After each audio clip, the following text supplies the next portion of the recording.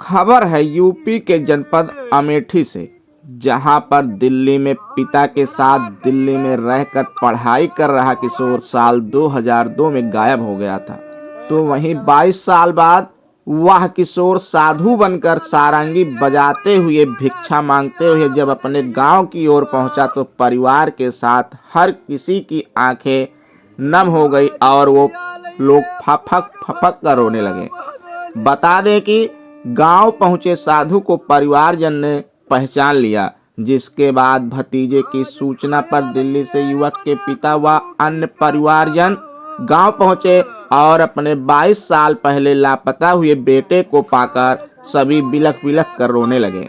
बता दें कि यह युवक अमेठी जिले के मलिक मोहम्मद जायसी क्षेत्र के खरौली गांव के रहने वाली रतिपाल दिल्ली में काम करता है। वह 2002 में 11 साल का बेटा अरुण कुमार उर्फ पिंकू दिल्ली से गायब हो गया था। इसके बाद पिता ने अपने मासूम बेटे को खोजने का काफी प्रयास किया, किंतु मासूम का कहीं कुछ पता न चलने के बाद उन्होंने दिल्ली में बेटे के गायब होने की गुमशुदगी दर्ज करवाई। बता दें कि 22 साल बाद जब वह युवक 23 जनवरी को पहुंचा साधु बनकर गांव में, तब भिक्षा मांगते हुए परिवारजन में किसी ने उसको पहचान लिया और परिवारजन ने बिलख बिलख कर रोने लगे। देखें खास रिपोर्ट भारत स्टेट न्यूज पर।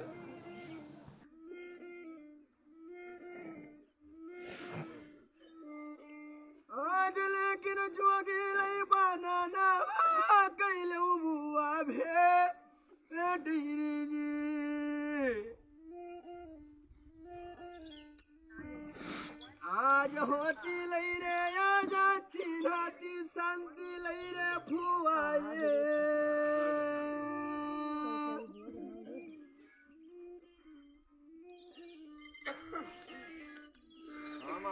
आज लेकिन जुगी लई बननवा गाग लगवा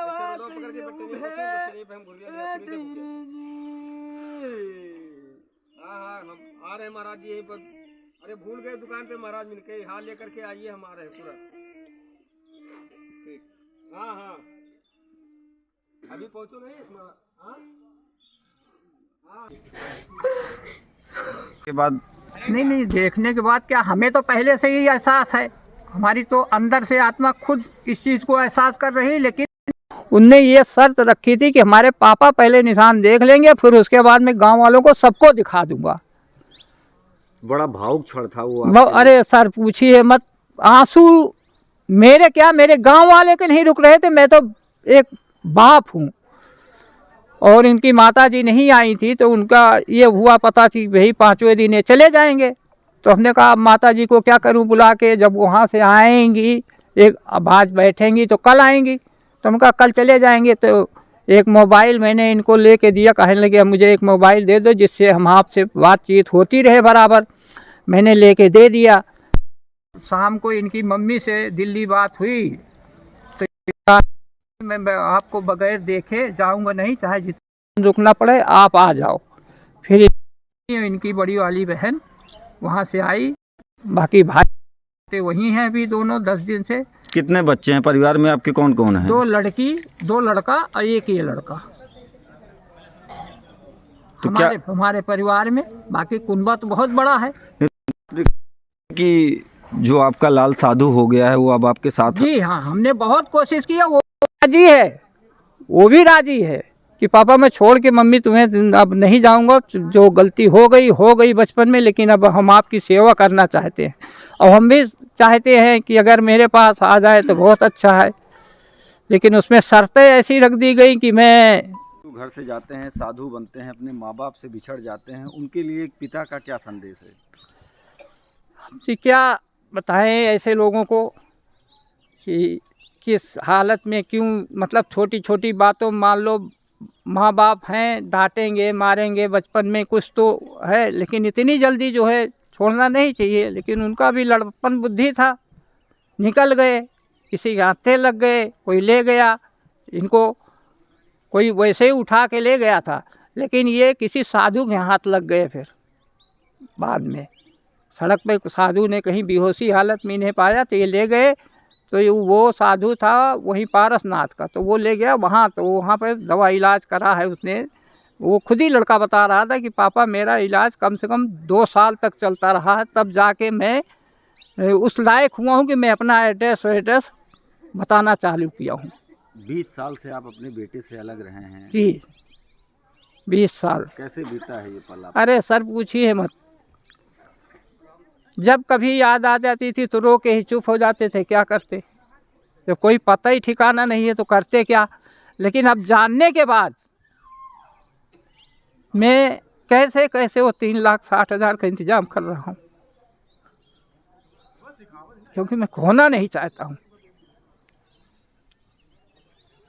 नहीं दान दिया है, जैसे तेल हुआ और चावल हुआ, आटा हुआ, गेहूं हुआ, मतलब जिसके जो है नगद भी जिसके जो हो सका 100, 50 जो दिया वो सब हमारे पास ही इकट्ठा हुआ। इकट्ठा होने के बाद आखिरी वाले दिन कितना सामान करीब इकट्ठा हुआ था? आप ये समझिए कि कम से कम 14-15 कुंटल तो गल्ला था, और नगद में जो रहा हो सर मैंने गिना नहीं है। जैसे जैसे आता था मैं उनको इकट्ठा करके भैया लो अपना तहले लगा लो, तुम्हारा ये दक्षिणा का है, मुझे नहीं चाहिए। पैसे वैसे की भी कुछ? हाँ पैसे हैं, लेकिन हम अंदाज़ा नहीं लगा कुछ पाए। मांग की गई है कि हाँ जी पैसे की बता तो रहा हूँ। ये तो 360 रुपये के हिसाब से मेरे पास ये खबर आई कि पापा 360 रुपये एक साधु का खर्चा है।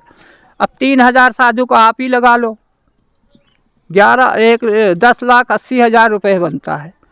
और मेरे पास यहाँ 80-800 रुपये नहीं है।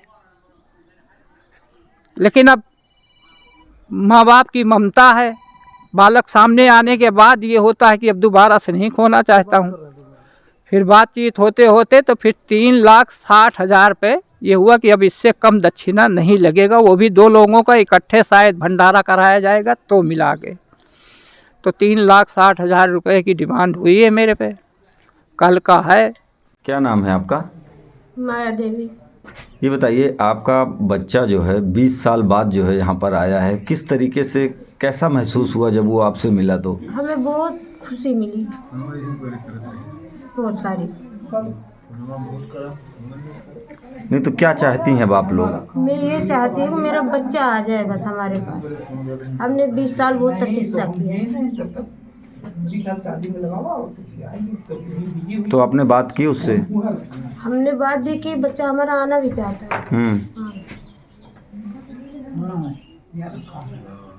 परिवार के और लोगों का क्या? परिवार के लोगों को भी इच्छा यही है कि बच्चा आ जाए।